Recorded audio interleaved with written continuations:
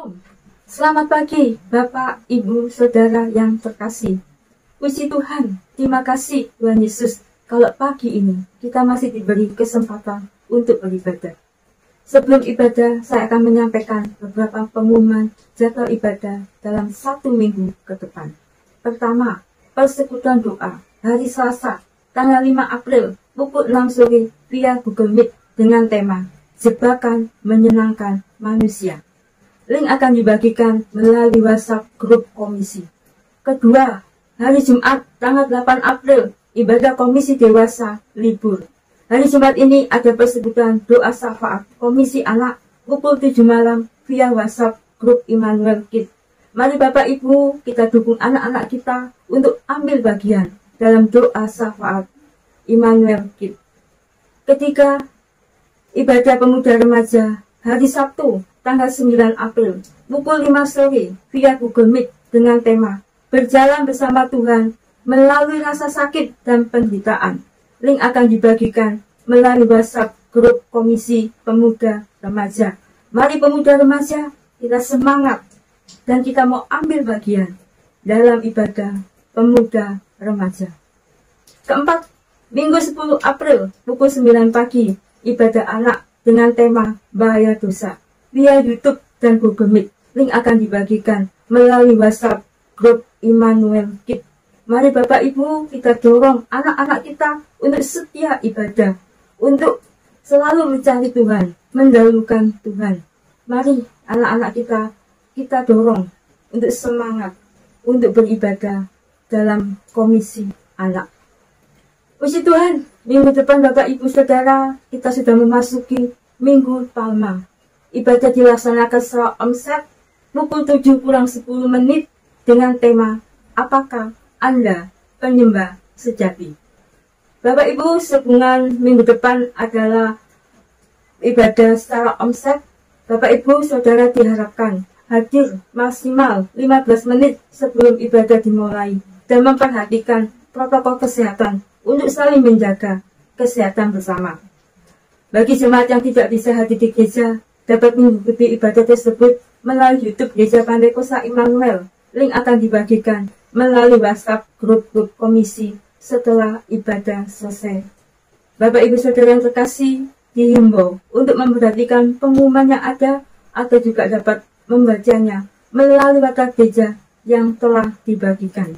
Bapak Ibu, sekian pengumuman. Mari Bapak Ibu dan Saudara yang terkasih, kita persiapkan diri untuk beribadah. Doa pembuka akan dipimpin oleh gembala kita. Terima kasih, Tuhan Yesus memberkati. Mari jemaat kita bersama-sama bangkit berdiri dan kita akan mengawali ibadah kita pada hari ini. Kita akan satu di dalam doa. Bapa, sungguh Engkau Tuhan yang begitu baik dalam kehidupan kami. Kami datang di hadapan Tuhan pada hari ini Tuhan. Kami mau beribadah di hadapan Tuhan. Bapa, sebelum kami lebih lanjut masuk di dalam ibadah kami, Tuhan kami memuji kebesaran-Mu. Kami sungguh sadar Tuhan bahwa kehidupan kami tidak pernah bisa lepas dari kasih dan anugerah Tuhan bagi setiap kami. Namun kami juga harus mengakui di hadapan Tuhan bahwa selama seminggu ini mungkin ada begitu banyak hal yang kami lakukan di hadapan-Mu yang mendukakan hati Tuhan. Karena itu Tuhan, kami datang di hadapan Tuhan merendahkan diri kami, merendahkan hati kami, untuk kami mohon ampunan di hadapan Tuhan. Bapak, biarlah Engkau yang mau menolong setiap kami, sehingga sungguh-sungguh pada hari ini ketika kami datang di dalam ibadah kami boleh dilayakkan untuk datang di hadapan Tuhan, memuji Engkau, menaikkan pujian kami di hadapan Tuhan. Dan juga sekali lagi kami diberikan kesempatan untuk kami bersama-sama belajar dari kebenaran firman Tuhan. Bapak, tolong setiap kami sehingga sungguh hidup kami saat ini Engkau layakkan Tuhan, untuk kami boleh datang di hadapan-Mu dalam ibadah kami. Kami menyerahkan ibadah ini mulai dari awal hingga pada akhirnya ke dalam tangan penyertaan Tuhan. Biar Engkau yang mau hadir di tengah-tengah kami Tuhan, dan Engkau yang mau beracara di tengah-tengah kami. Terima kasih, kami menyerahkan setiap diri kami ke dalam tangan Tuhan, dan hanya di dalam nama Tuhan kami, Tuhan Yesus Kristus, kami berdoa. Amin. Saya dipersilakan untuk duduk kembali. Shalom jemaat yang dikasihi Tuhan. Mari bersama-sama kita datang kepada Tuhan Kita memuji dan memuliakan namanya. Yesus, Dia Tuhan kita yang sungguh baik. Dia Allah yang setia. Terima kasih Tuhan, terima kasih.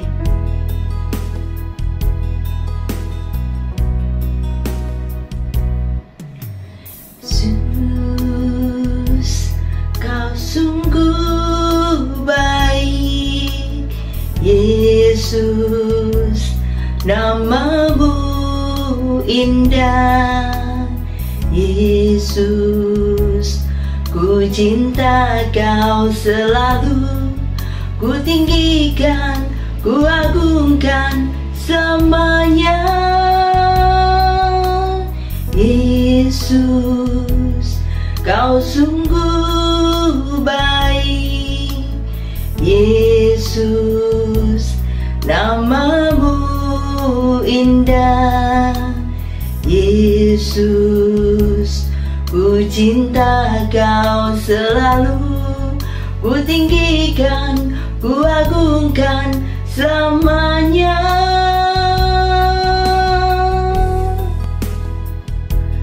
Ku selalu puji-Mu, ku mau menyembah-Mu, ku selalu sembah-Mu, selayak terima semua pujian, kemuliaan hanya bagi Tuhan.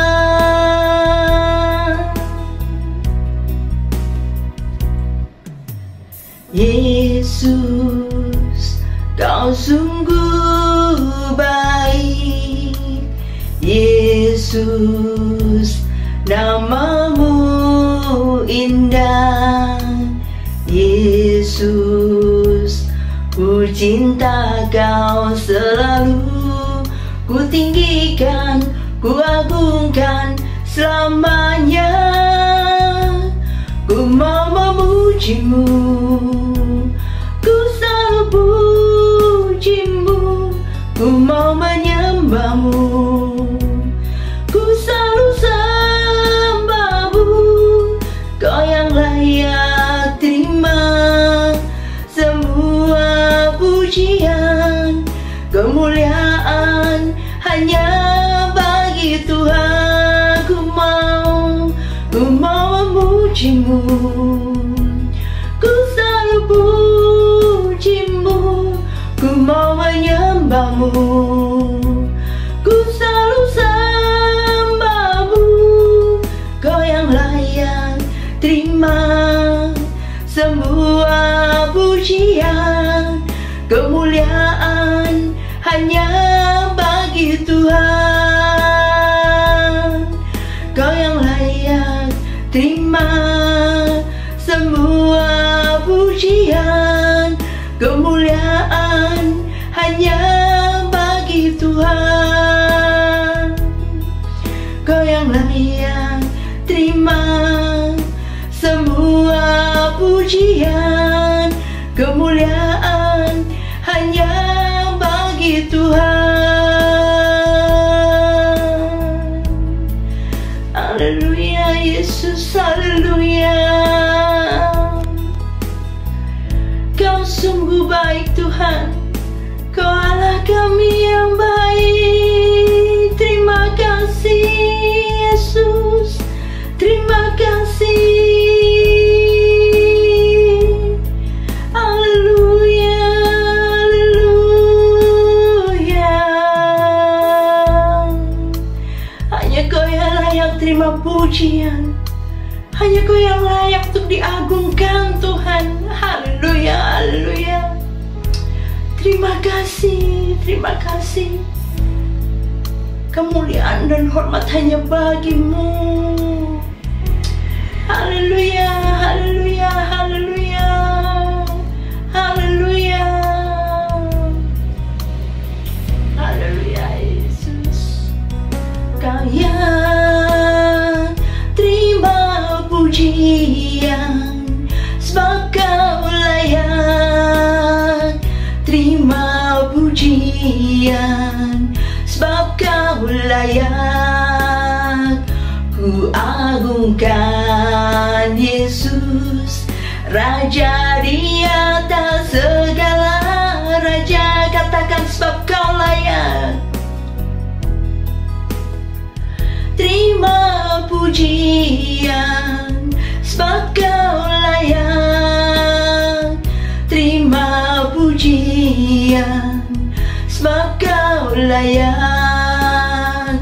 Ku agungkan Yesus, Raja di atas segala raja, sebab kau layak, sebab kau layak. Terima pujian sebab kau layak. Terima pujian sebab kau layak. Ku agungkan Yesus, Raja di atas segala raja. Kau raja, raja di atas segala raja. Raja di atas segala raja. Haleluya, haleluya, haleluya. Kau Yesus, Tuhanku, kau raja di atas segala raja. Kami mau bersorak lebih lagi. Haleluya, haleluya, amin. Mari jemaat Tuhan, kita mau naikkan syukur kita, karena Tuhan kita, Raja kita, Dia juga Raja atas hidup kita, atas seluruh bumi. Dia yang telah mati, Dia bangkit juga untuk setiap kita. Kita mau bersyukur atas kebaikannya. Haleluya. Kita pujikan dengan lebih semangat lagi.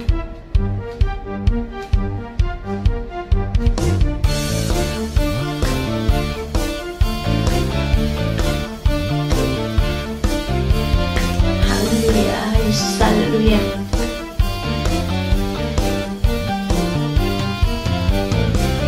Bersyukurlah kepadanya, bawalah pujian bagi Dia, karena Dia Raja, Dia yang perkasa. Tuhanlah kekuatanku, mazmur dan keselamatanku, Kau penolongku, Dia beri hidupku, Kau yang berjaya. Suruh semesta sujud menyembah.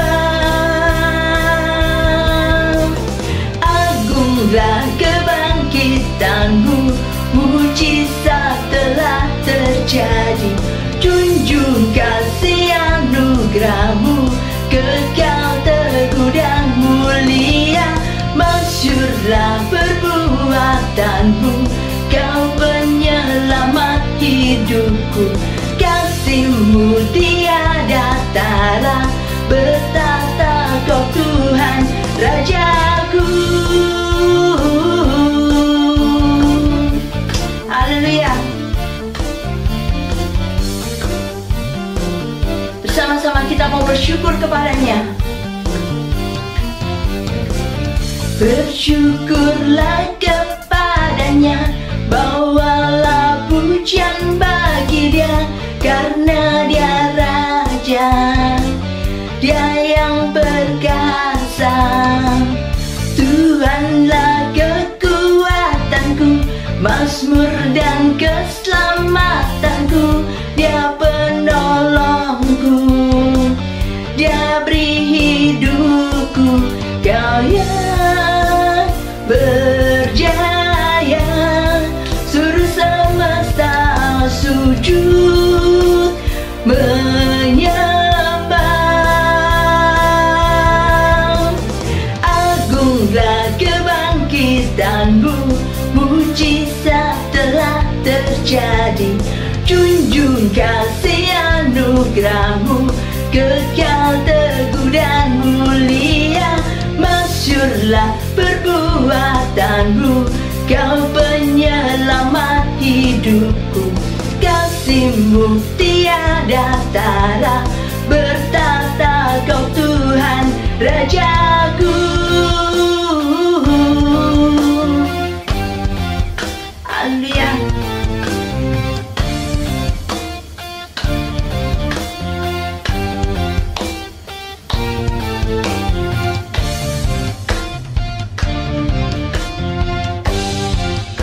mau sama-sama katakan, Kau yang berjaya atas seluruh semesta. Haleluya.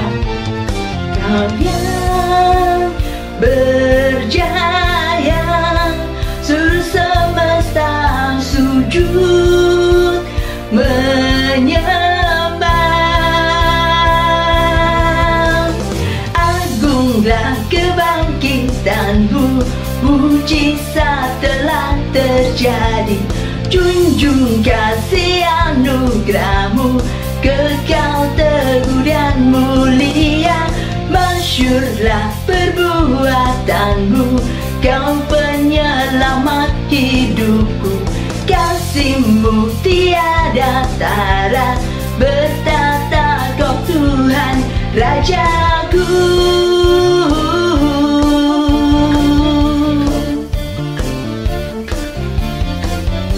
Amin, haleluya, haleluya.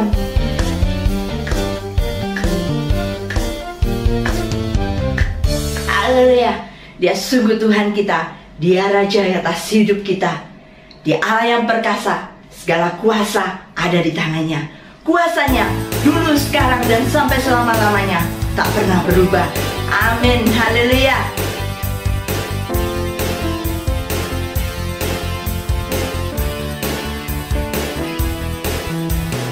Yesus Tuhan Allah yang perkasa, segala kuasa di tangannya.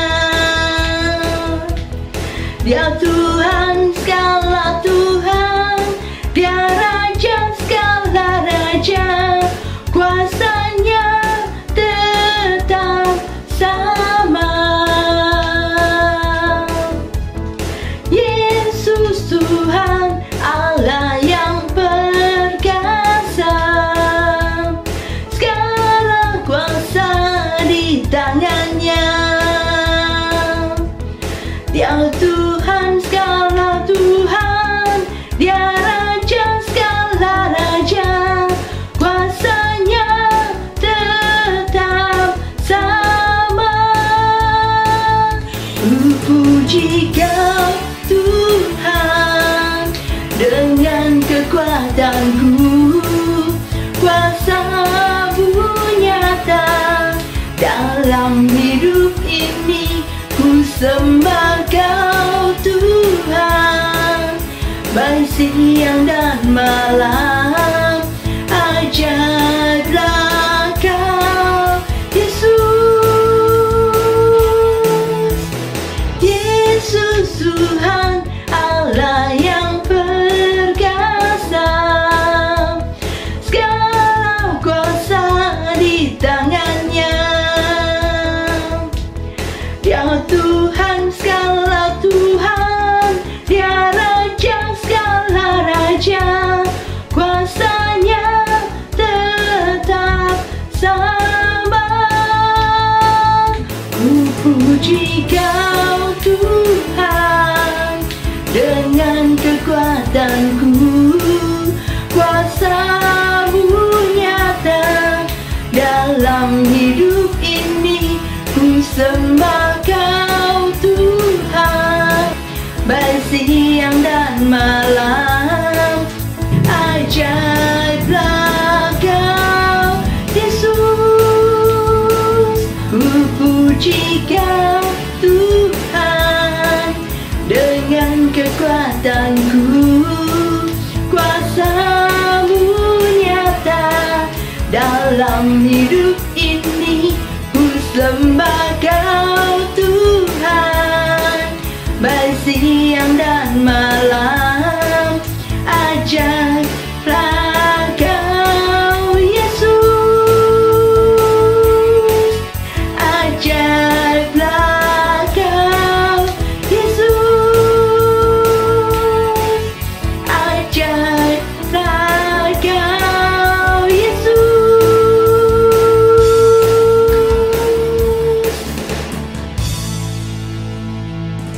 Haleluya. Tiba saatnya kita akan memberikan persembahan yang terbaik untuk Tuhan. Di layar Bapak Ibu ada nomor rekening dan QR. Bapak Ibu bisa memberikan persembahan melalui nomor rekening tersebut. Sebentar juga kita akan mendengarkan sebagian firman Tuhan. Kita mau siapkan hati kita. Yesus sungguh Allah yang setia. Dia rela memberikan nyawanya untuk setiap kita. Kuasanya, kebaikannya selalu ada buat kita. Dengan apa akan kubalas kebaikan-Mu, Tuhan?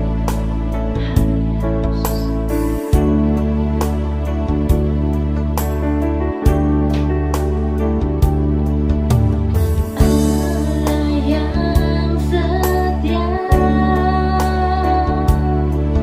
Bapa yang mulia, kasih-Mu besar Tuhan, Kau pulihkan hidupku, Kaulah harapanku, hidupku dalam-Mu. Terima kasih Tuhan, Kau selamatkan hidupku.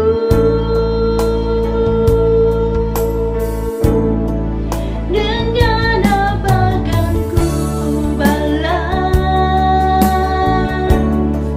segala kebaikan-Mu? Segenap hatiku menyembah-Mu, Yesus. Ku bersyukur padamu selamanya.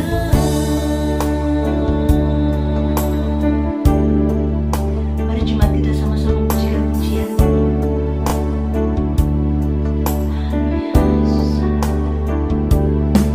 Kaulah harapanku, hidupku dalam-Mu. Terima kasih Tuhan, Kau selamatkan hidupku.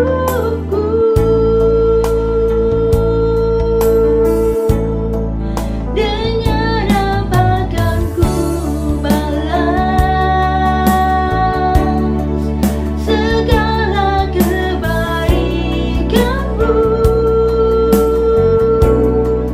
Segenap hatiku menyembah-Mu, Yesus.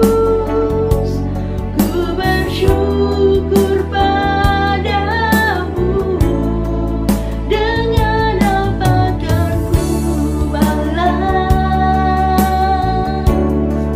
segala kebaikan-Mu? Segenap hatiku menyembah-Mu, Yesus. Ku bersyukur padamu selamanya.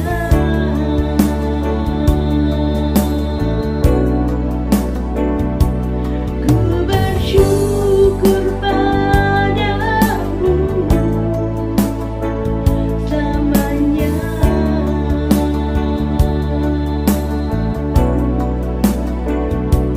Ku bersyukur padamu, bersyukur padamu, ku bersyukur padamu selamanya.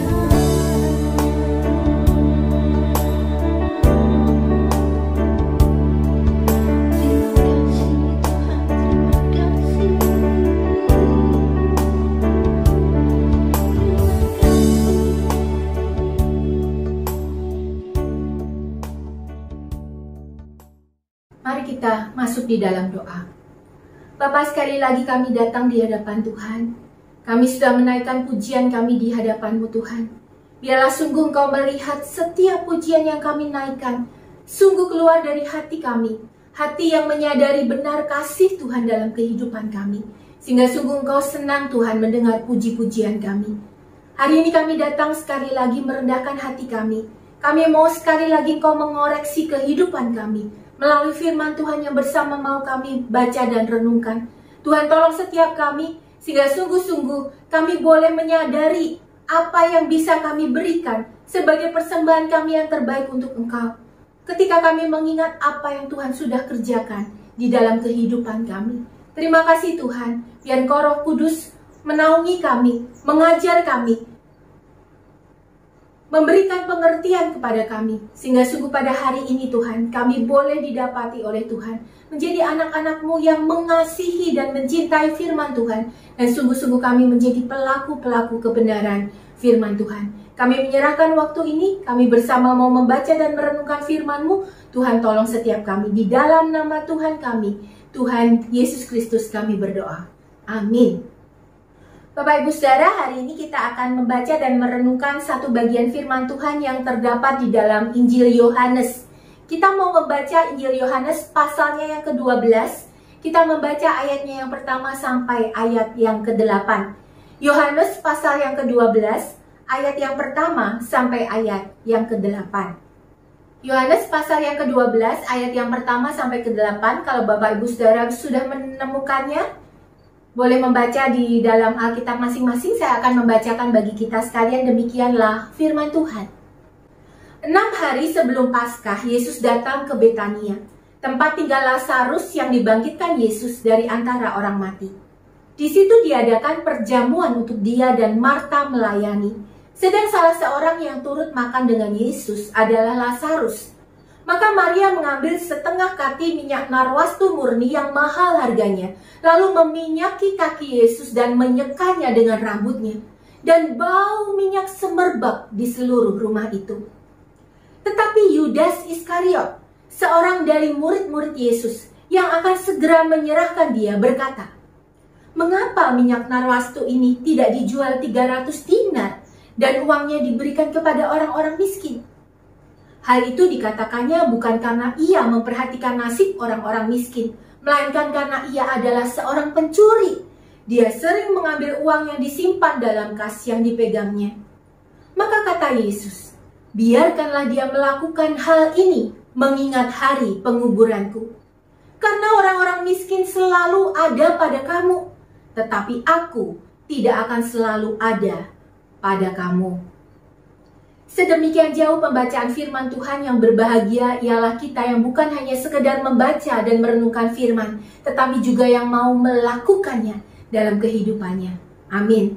Bapak Ibu Saudara yang dikasihi Tuhan, kalau kita ini punya beberapa anak gitu ya, semuanya waktu ditanya, "Apakah kamu mengasihi papa mamamu? Apa bukti kasihmu kepada papa mamamu?" Semua anak menjawab, "Iya dong, pasti mengasihi papa mama." Bukti kasih itu kalau mau menyenangkan hati papa mama, menyediakan telinga untuk mau mendengar, mau menyediakan waktu, bahkan berusaha menjadi seperti apa yang papa mama kehendaki. Senang gak Bapak Ibu Saudara kalau kita dengar jawaban seperti itu? Bukankah memang kasih itu seperti yang dikatakan? Tapi kapan Bapak Ibu Saudara benar-benar merasakan kasih dari anak-anak? Apakah waktu mereka mengatakan jawaban itu? Atau ketika anak-anak melakukan apa yang mereka katakan? Bukankah kita baru benar-benar merasakan kasih yang nyata, bukan ketika mendengarkan jawaban yang indah itu, tapi ketika kita melihat dalam segala upaya mereka, sekalipun sulit dan berat, tapi kita melihat anak-anak kita belajar melakukan apa yang mereka katakan itu. Sekalipun berusaha menyenangkan orang tua itu sulit, menyediakan waktu di tengah kesibukan mereka itu berat. Berusaha memberikan yang terbaik juga bukan teori yang gampang untuk dilakukan. Tapi ketika kita melihat mereka berusaha dengan sungguh-sungguh, dengan segala kekuatan yang mereka miliki untuk bisa melakukan apa yang mereka katakan, bukankah pada waktu itulah kita benar-benar merasa dikasihi oleh mereka? Bapak Ibu Saudara, kepada orang yang kita kasihi, mengucapkan semua kalimat manis dan janji-janji itu terasa begitu mudah, bukan? Tapi semanis apapun kalimat dan janji-janji itu, jika tidak dilakukan, maka semua itu hanya menjadi sebuah kata-kata yang kosong. Kasih yang sejati hanya bisa dirasakan ketika semua dilakukan dalam tindakan yang nyata. Bapak Ibu Saudara, hari ini kita diajak untuk melihat kontras sikap dari dua orang yang menyebut diri murid Yesus. Murid-murid yang sebenarnya tahu apa itu mengasihi gurunya.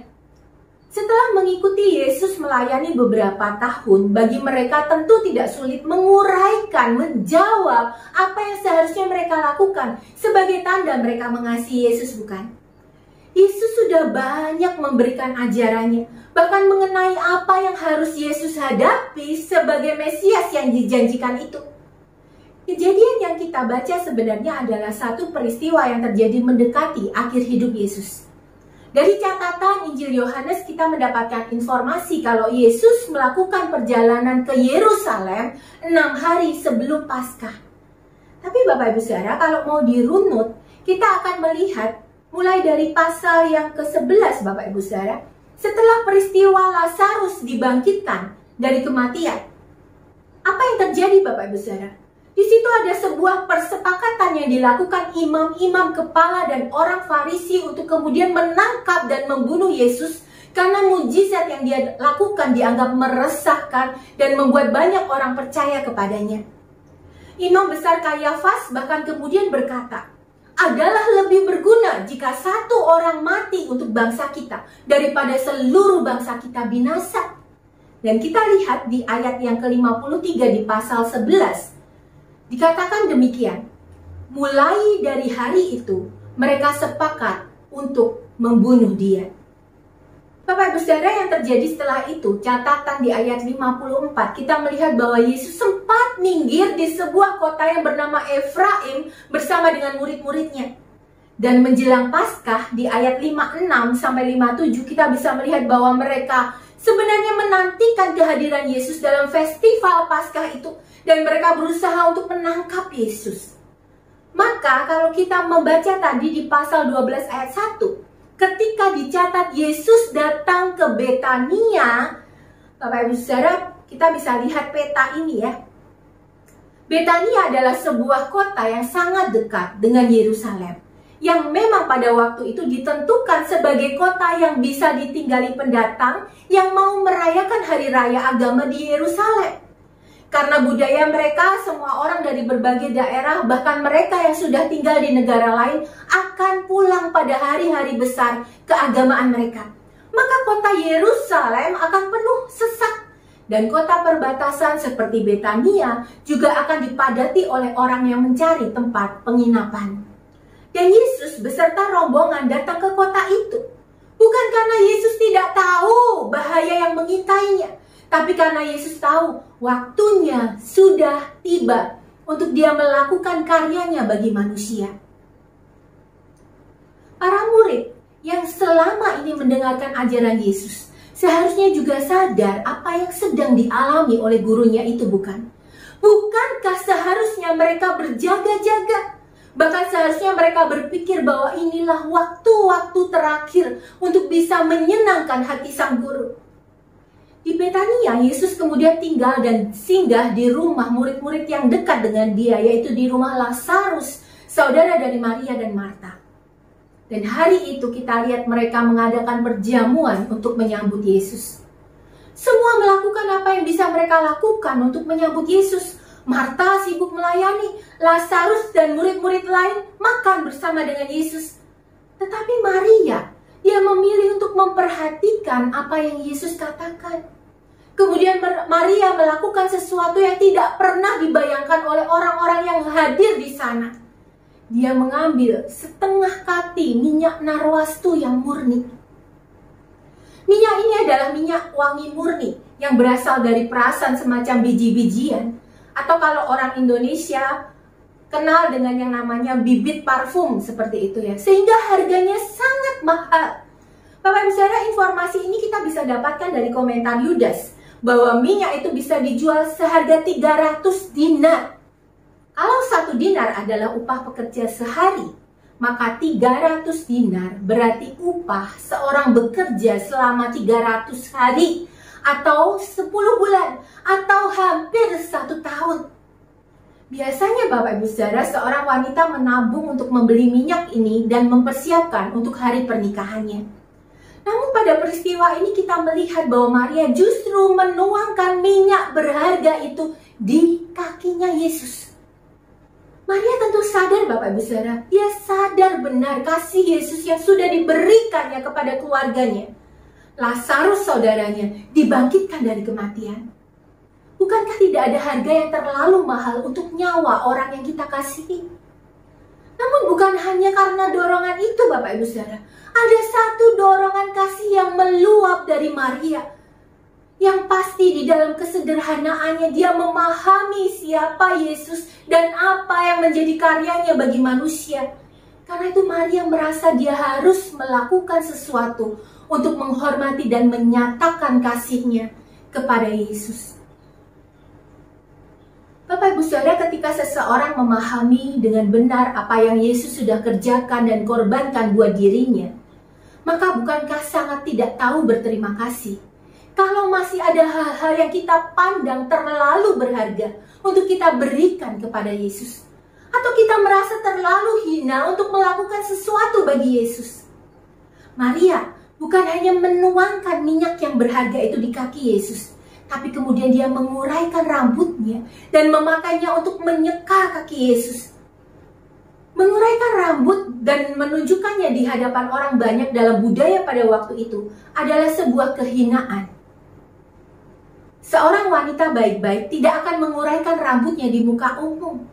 Namun Maria tidak menghiraukan apa yang bisa orang lihat dan nilai tentang dia. Kasihnya tidak bisa dibendung untuk diwujudkannya dalam sebuah tindakan nyata yang bisa dikerjakannya bagi pribadi yang dikasihinya itu. Saya percaya Bapak Ibu Saudara, jika ada yang dinilainya jauh lebih berharga daripada sekedar minyak narwastu itu, Maria pun akan dengan rela memberikannya bagi Yesus. Bapak Ibu Saudara, bagaimana dengan kita? Tindakan nyata apa yang bisa kita kerjakan bagi Yesus? Apakah kita digerakkan oleh kasih kepada Tuhan? Yang justru sering terjadi, bukankah justru kita merasa Tuhan yang seharusnya melakukan apa yang kita inginkan dan kita harapkan? Bapak Ibu Saudara, minggu yang lalu kita diingatkan bahwa seharusnya ada sebuah relasi yang terjadi ketika seseorang menyebut diri sebagai anak Tuhan. Ada dua kelompok. Yang pertama yang memilih untuk menolak relasi dengan Tuhan, pergi jauh dari hadapan Tuhan, mengejar apa yang dianggapnya baik. Gambaran anak bungsu. Memutuskan relasi dengan Bapa yang sudah begitu mengasihinya. Dia adalah wakil dari kelompok orang yang merasa berhak melakukan apapun yang dikehendakinya. Kalau bisa memanfaatkan apa yang diberikan, buat apa bersusah payah untuk melakukan apa yang Tuhan inginkan? Nikmatilah hidup selagi bisa dan sengaja memutus koneksi dengan Tuhan. Yang dipikirkan hanya bagaimana menyenangkan dirinya sendiri. Saudaraku, ketika pengorbanan Yesus tidak lagi pernah menyentuh hati kita untuk melakukan sesuatu bagi Dia, maka kemungkinan terbesarnya adalah sebenarnya kita tidak sungguh-sungguh punya koneksi atau relasi dengan Tuhan. Berapa banyak yang masih sering hitung-hitungan dengan Tuhan, Bapak Ibu Saudara? Hati-hati, tanpa kita sadari budaya kita sekarang itu mencetak satu pola pikir. Apa untungnya buat aku? Budaya instan menyebabkan orang berpikir kalau ada yang mudah buat apa susah, kalau bisa menikmati buat apa berkorban diri. Bahkan ketika berhadapan dengan kasih atau pengorbanan yang diberikan seseorang kepada kita, roh zaman ini mengajarkan kita untuk berpikir, ya memang dia mau kok berkorban, dia memang mengasihi kok. Kalau menguntungkan, ya aku terima. Akhirnya kita sering bersikap take it for granted, bukan? Karena itu banyak orang ketika harus melakukan sesuatu akan bertanya, apa untungnya buat aku? Kalau menguntungkan ya dilakukan, sekalipun berat. Kalau tidak ya nggak akan dikerjakan. Dan hal itu juga dibawa dalam kehidupan spiritualnya. termasuk di dalam relasinya dengan Tuhan. Bapak Ibu Saudara, berapa banyak dari kita yang masih menyadari kasih dan pengorbanan Yesus sebagai hal yang berharga buat hidup kita? Pasti kebanyakan kita menjawab, iyalah pasti. Tapi apa hasil dari kesadaran itu? Bukankah kesadaran itu seharusnya menghasilkan satu sikap hidup yang nyata seperti yang diperlihatkan Maria? Digerakkan dengan kasih untuk memberikan yang terbaik buat Tuhan yang sudah begitu mengasihi kita. Tapi bagaimana sikap kita di hadapan Tuhan selama ini? Jangan bicara dulu tentang mengorbankan milik kita. Bahkan untuk sesuatu yang Tuhan inginkan bagi kebaikan diri kita sendiri saja, kadang kita begitu sulit untuk memberikannya bagi Tuhan, bukan? Apakah kita adalah orang yang cukup lapang dada dan sungguh-sungguh dengan rendah hati mau terima teguran, koreksi dari firman Tuhan? Atau kadang kita merasa terlalu berlebihan ketika Tuhan meminta kita untuk berubah dan memperbaiki diri kita? Jangan nuntut terlalu banyak dong Tuhan. Akhirnya banyak orang Kristen yang merasa Tuhan yang membutuhkan dirinya, bukan sebaliknya. Kehidupan spiritual hanya sebagai pemuas kebutuhan untuk merasa diri jadi orang yang baik-baik saja. Kalau aku gak ibadah, kalau aku gak melayani, ada rasa yang kurang, ada rasa yang gak enak, ada yang menuduh dalam diriku. Sehingga lebih baik aku melakukannya, supaya aku merasa baik-baik saja. Relasi kasih akan kehilangan maknanya Bapak Ibu Saudara ketika kita dengan cermat membuat perhitungan demi perhitungan di hadapan Tuhan.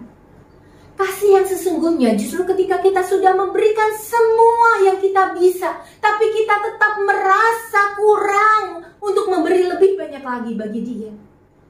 Apakah Tuhan menjumpai kita sebagai murid yang mengasihi Dia? Kelompok orang yang kedua diwakili oleh Yudas. Bapak Ibu Saudara, Yudas Iskariot bukan murid yang tidak memiliki peran apapun dalam kelompok yang berisi 12 orang itu. Kita dapat informasi bahwa dia adalah seorang bendahara yang menyimpan dan mengatur keuangan rombongan Yesus. Kenyataan Yesus dalam kemahatauannya tetap memilih dan kemudian menempatkan Yudas dalam posisi penting itu tentu bukan tanpa maksud. Yesus sedang memberi kesempatan bagi Yudas untuk dipercaya yang merupakan sebuah harapan supaya Yudas bisa berubah.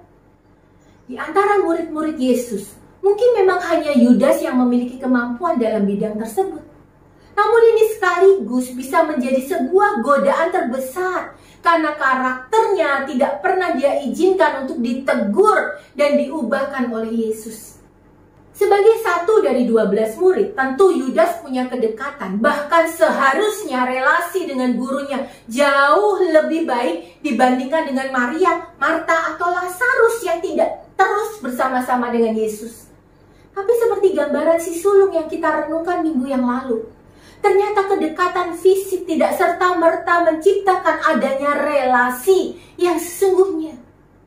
Yudas bisa jadi seorang yang tiap hari mengurus keperluan Yesus. Dia melayani dengan kesibukan yang luar biasa. Dia mendengarkan pengajaran Yesus. Namun ternyata dia tidak pernah mengizinkan terjadinya perubahan yang nyata dalam dirinya. Buktinya adalah kesadaran dia dipakai dalam peran yang baik dalam pelayanan justru dia jadikan sebuah kesempatan untuk memperoleh keuntungan bagi dirinya sendiri. Catatan bagian ini jelas Bapak Ibu Saudara. Yudas sering mencuri uang kas yang dipegangnya. Apakah dia tidak pernah mendengar ajaran Yesus tentang godaan harta? Tentu dengar. Apakah dia tidak pernah melihat Yesus berhadapan dengan orang muda yang kaya raya yang meminta untuk ikut Yesus dan Yesus kemudian memintanya untuk menjual seluruh hartanya kemudian mengikut Yesus? Dan bagaimana respon menyedihkan dari orang muda itu yang kemudian melangkah pulang dengan sedihnya karena banyak hartanya? Tentu saja Yudas ada di sana juga menyaksikan semuanya itu, bukan? Apakah Yudas sedang cuti ketika Yesus mengajarkan tentang seorang kaya yang selalu berpakaian jubah ungu dan hidup dalam pesta pora seumur hidupnya? Dan betapa menderitanya orang kaya itu ketika seumur hidup bergelimang harta, tapi dia harus sengsara di alam maut. Saya pikir Yudas tidak sedang cuti saat itu. Dia mendengar semuanya.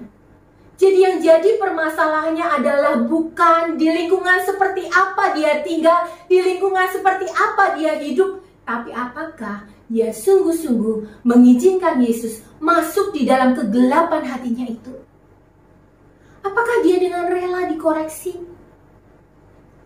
Khawatirnya Bapak Ibu Saudara, orang-orang seperti Yudas ini justru adalah mereka yang selalu memperkatakan firman Tuhan, tapi bukan untuk bercermin dan membenahi diri sendiri, namun untuk menuding sesamanya. Seperti yang Yudas lakukan terhadap Maria. Kenapa dia memboroskan uang? Bukankah minyak itu bisa dijual seharga 300 dinar dan uangnya bisa diberikan kepada orang-orang miskin? Dalam perjalanan Yesus mengajar, tentu ada banyak orang yang dalam keberadaan mereka memberikan persembahan dan apa yang bisa mereka kerjakan untuk mendukung pelayanan Yesus, bukan? Dan semakin banyak orang memberi persembahan, maka akan semakin banyak celah untuk Yudas memperkaya dirinya sendiri. Sayang sekali, kalau seharusnya setidaknya ada 300 dinar tambahan yang bisa dia masukkan dalam kantong kas yang dibawanya selama ini.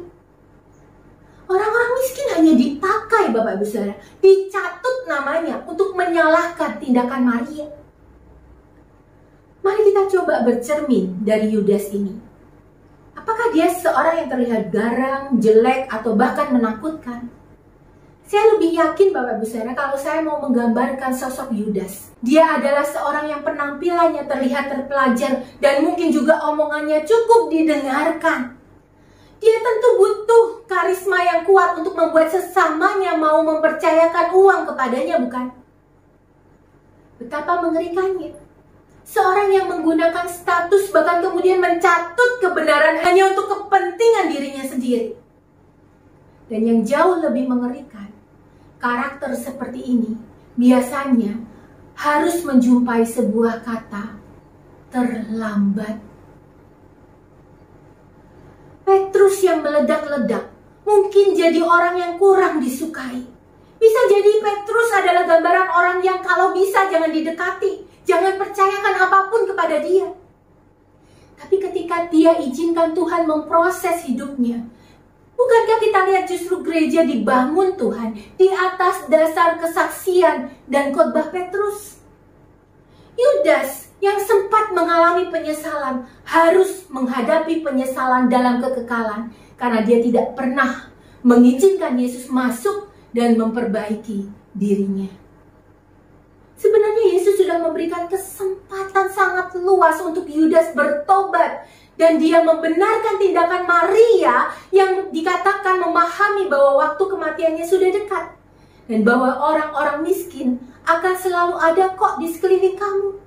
Justru Yesuslah yang sebentar lagi waktunya akan tiba untuk tidak lagi bisa bersama-sama dengan Yudas. Dan bahkan kesempatan untuk bertobat tidak akan selalu dibukakan bagi dia. Bapak Ibu Saudara, saya tidak pernah berharap ada satu orang pun di antara kita yang mewakili kelompok murid yang ini. Aktif dalam pelayanan, punya talenta yang besar mungkin, atau punya kesempatan dan posisi yang lebih dibandingkan dengan orang yang lainnya. Namun tidak pernah benar-benar punya koneksi atau relasi dengan Tuhan. Bapak Ibu Saudara, bukankah ada banyak berita tentang orang-orang yang sebenarnya bisa dibilang hidupnya itu sangat dekat dengan gereja dan pelayanan. Tapi ternyata kemudian dijumpai mereka melakukan dosa-dosa yang mengerikan. Dan kadang justru diketahui ketika kematian datang pada dirinya. Seorang anak pendeta ternama didapati bunuh diri karena depresi panjang dan diduga dia adalah seorang gay.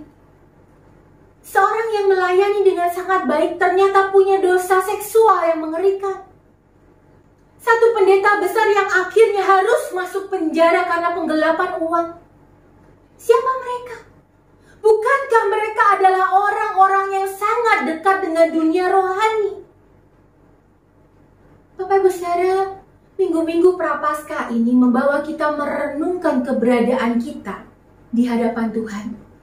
Dari Prapaskah pertama, ketika kita diajak untuk memiliki pola pikir yang benar, pola pikir firman Tuhan. Kemudian di Prapaskah kedua kita diajar untuk berubah sesuai dengan role model kita, yaitu Kristus sendiri. Di Prapaskah ketiga kita diingatkan bahwa kesempatan untuk menghasilkan buah adalah sekarang. Tidak ada alasan untuk menunda, karena bisa saja kesempatan itu sudah habis bagi setiap kita. Dan minggu yang lalu di Prapaskah keempat, kita diajak untuk kembali punya relasi atau koneksi yang nyata dengan Tuhan. Dan minggu ini Bapak Ibu Saudara, di Prapaskah yang kelima, kita diminta kembali merenungkan dalam hidup kita, mana yang kita anggap berharga. Menyenangkan Tuhan atau menyenangkan diri kita sendiri? Memberi yang terbaik buat Tuhan atau mencari keuntungan sebesar-besarnya bagi diri kita sendiri? Tuhan tidak pernah memberi kesempatan dengan cara yang berbeda, Bapak Ibu Saudara. Maria dan Yudas punya kesempatan yang sama. Bahkan mungkin justru Yudas yang punya hak istimewa yang jauh lebih dibandingkan dengan Maria, yang seorang perempuan yang tidak mungkin menjadi murid inti dari Yesus. Yang menjadi kunci yang membedakan adalah siapa yang engkau tempatkan dalam posisi tertinggi dalam hati dan hidupmu. Kesadaran bahwa Yesuslah yang seharusnya menempati posisi itu, membuat apapun yang ada pada diri kita menjadi kehilangan harganya dibanding dengan kesempatan kita menyenangkan hati Tuhan. Namun jika posisi tertinggi itu ditempati oleh ego atau keakuan, maka Tuhan tidak akan pernah bisa bertahta di situ. Bapak Ibu Saudara, saya sangat ingat dengan perkataan seorang dosen saya yang berkata, kalau seorang otaknya merah, maka segala sesuatu yang dia lihat akan berwarna merah. Yang dia katakan dan apapun yang menjadi keputusan hidupnya akan berwarna merah. Bapak Ibu Saudara, ini satu pernyataan yang membuat saya kemudian memahami kebenaran ini. Siapa atau apa yang paling penting dalam hidup kita? Uang, kesenangan, kemudahan, jabatan. Jika semua itu menjadi hal yang penting, maka pelan tapi pasti itu akan menggeser posisi Tuhan dalam hidupmu. Is it too precious to God? Adakah yang terlalu berharga yang bisa kita berikan bagi Tuhan? Ini tema renungan kita hari ini. Jawabannya akan terlihat nyata dalam pilihan hidup kita. Kerohanian, posisi, harta, karunia bisa jadi alat yang baik untuk kita memberikan persembahan kita yang terbaik bagi Tuhan. Namun hati-hati, karena itu juga bisa kita pakai sebagai kedok untuk kepentingan diri kita sendiri. Hanya saudara masing-masing dan Tuhan yang tahu apa motivasi hati kita selama ini di hadapan Tuhan. Mari, jangan biarkan setiap firman yang sudah kita dengarkan dalam Prapaskah ini berlalu begitu saja. 2 minggu lagi, kita akan memperingati Jumat Agung dan Paskah. Yesus adalah teladan terbesar. Ketika dia berkata, dia mengasihi kita. Dia mengasihi saudara. Tidak ada yang dinilainya terlalu berharga untuk diberikannya bagi saudara. Kemuliaan surga dia tinggalkan menjadi manusia yang sama dengan ciptaannya. Bukan untuk hidup dalam posisi yang tinggi, mewarisi dunia milik Bapaknya ini. Dia justru mengosongkan dirinya, menghamba, melayani sepenuh hati, bahkan kemudian mencuci kaki murid-muridnya. Cukupkah? Tidak. Dalam pergumulan terberatnya karena harus menghadapi cawan murka Tuhan, bahkan mengalami keterpisahan dengan Bapaknya, dalam kengerian yang harus ditanggungnya, dia memberikan nyawanya bagi kita. Adakah yang jauh lebih berharga yang bisa kita dapatkan di seluruh kolong langit ini dibandingkan dengan pemberian Yesus bagi kita itu? Seberharga apa engkau di matanya? Seberharga nyawanya sendiri. Lalu bagaimana kita meresponi kasihnya itu? Adakah engkau melihat waktumu terlalu berharga untuk engkau berikan bagi pelayanan untuk Tuhan? Adakah kita memandang hak dan kepemilikan kita jauh lebih berharga dibandingkan dengan kepentingan orang-orang yang Tuhan kasihi? Apakah kita masih memegang erat ego kita? Hati yang kita biarkan keras karena kita menganggapnya terlalu berharga untuk ditegur, dihancurkan, dan direnovasi kembali oleh firman Tuhan. Saudaraku, pilihlah pada hari ini siapa yang kau jadikan yang terpenting dalam hidupmu, Tuhan atau egomu. Pilihlah apa yang akan kau berikan kepadanya. Topeng-topeng rohani yang membungkus motivasi kepentingan diri sendiri, atau hidup dan hatimu yang terbaik yang engkau izinkan Tuhan proses, diperbaharui, direstorasi menjadi yang terbaik untuk dipakai menyenangkan hati Tuhan. Mari, saya mengajak kita semua tundukkan kepala sejenak di hadapan Tuhan. Saudaraku, kalau firman Tuhan pada hari ini berbicara kepadamu, Tuhan mau berkata, jangan keraskan hatimu. Tuhan dalam kasih-Nya mau memberi kesempatan kepadamu untuk berubah. Mari pada hari ini, kita persembahkan diri yang terbaik buat Tuhan. Tidak ada yang terlalu berharga dalam hidup kita untuk kita berikan kepadanya.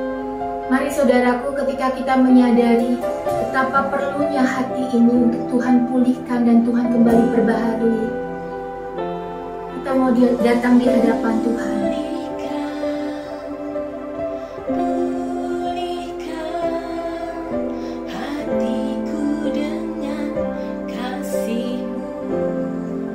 Pujikan pujian ini sebagai doa saudara di hadapan-Nya. Katakan isi hatimu kepada Tuhan saat ini. Percayalah bahwa Dia mendengarkan setiap seruan hati kita. Kekudusan-Mu memenuhiku, Tuhan ini rinduku. Ubah hatiku seperti hati-Mu, kudus berkenan bagi-Mu, bagaikan emas yang murni, bentuk hatiku selalu. Biar ku menjadi ciptaan baru, bebas dari semua yang jahat, serupa dengan gambar-Mu, sucikanku, kuduskan hatiku.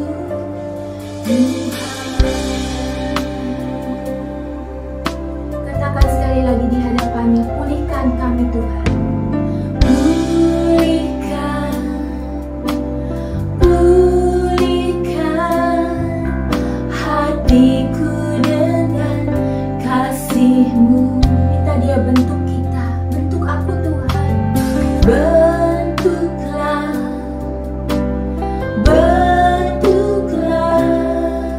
hatiku jadi seperti-Mu.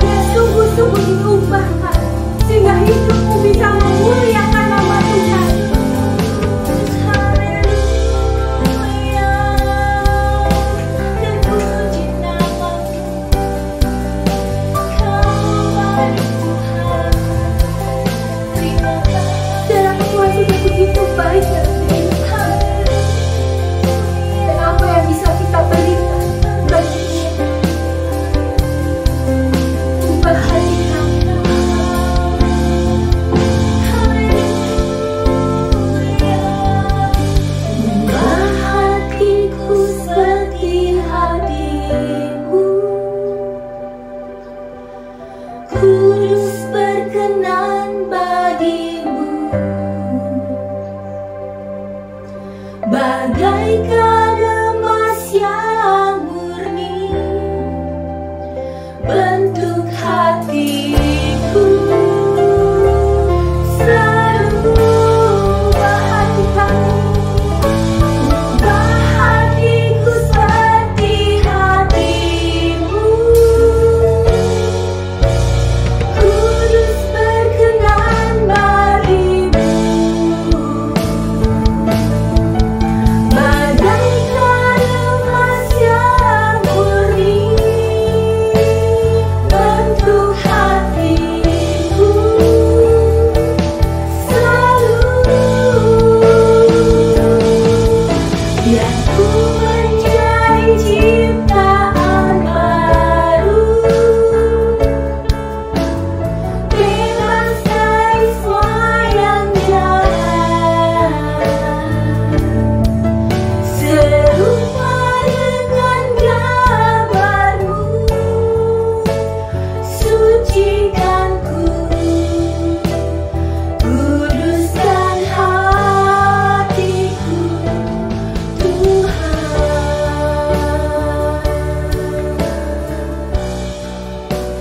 Sucikan ku, kuduskan hatiku, Tuhan.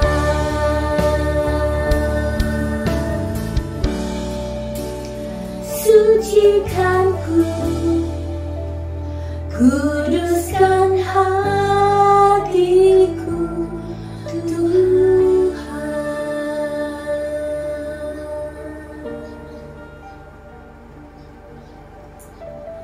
Haleluya, terima kasih Tuhan.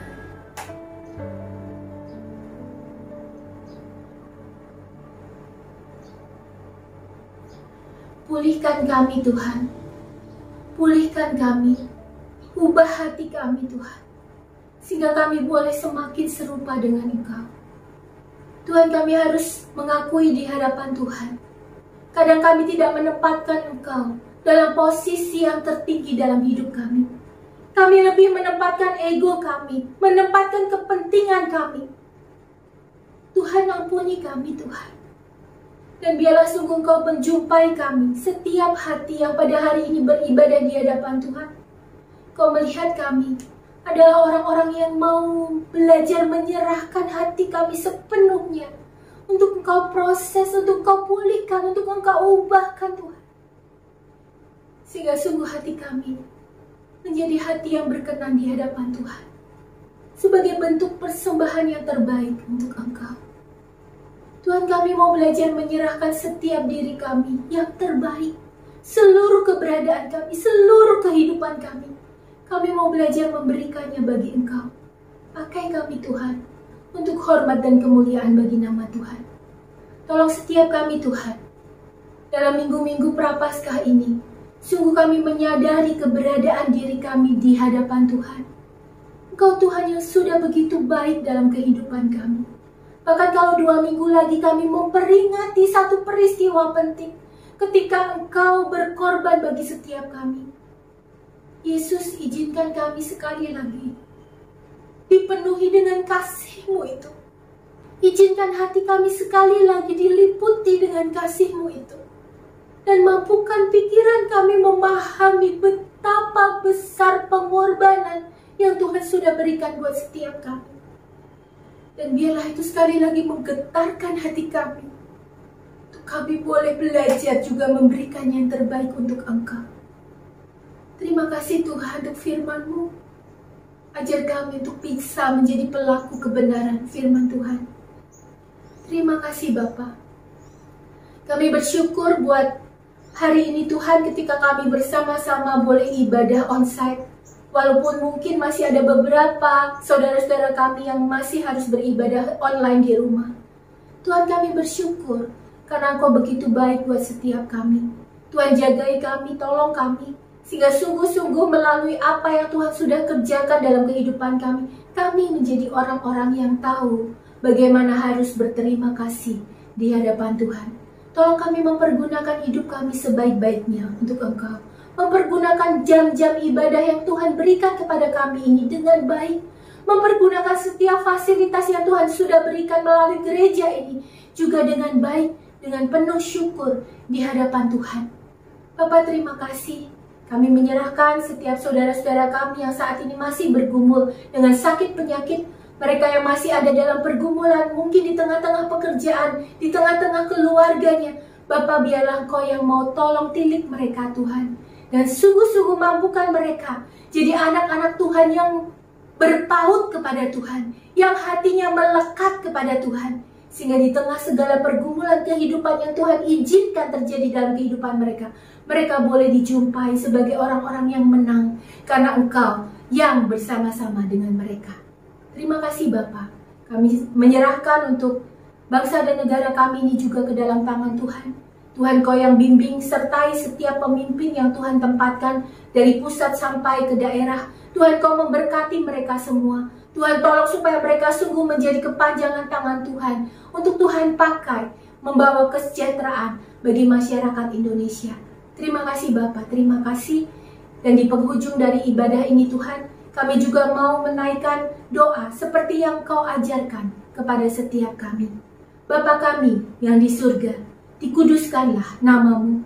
Datanglah kerajaan-Mu, jadilah kehendak-Mu di bumi seperti di surga. Berikanlah kami pada hari ini makanan kami yang secukupnya, dan ampunilah kami akan kesalahan kami, seperti kami juga mengampuni orang yang bersalah kepada kami.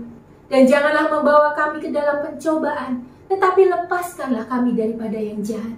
Karena Engkau-lah yang mempunyai kerajaan dan kuasa dan kemuliaan sampai selama-lamanya. Amin. Mari saya undang kita semua bangkit berdiri, kita akan naikkan Bapa terima kasih. Bapa terima kasih. Bapa terima kasih. Bapa di dalam surga, ku berterima kasih. Amin. Mari saudaraku, angkatlah kedua tanganmu dan terimalah berkat dari Tuhan. Kiranya kasih setia dari Allah Bapa kita, pengorbanan Kristus Yesus Tuhan kita, penghiburan, kekuatan, topangan dari Roh Kudus Tuhan kita, menaungi setiap kita mulai dari saat ini hingga Maranatha, yaitu ketika Kristus datang untuk yang kedua kalinya menjemput kita. Biarlah yang percaya bersama-sama dengan saya, kita sama-sama katakan amin. Selamat hari Minggu Bapak Ibu Saudara, Tuhan Yesus memberkati kita.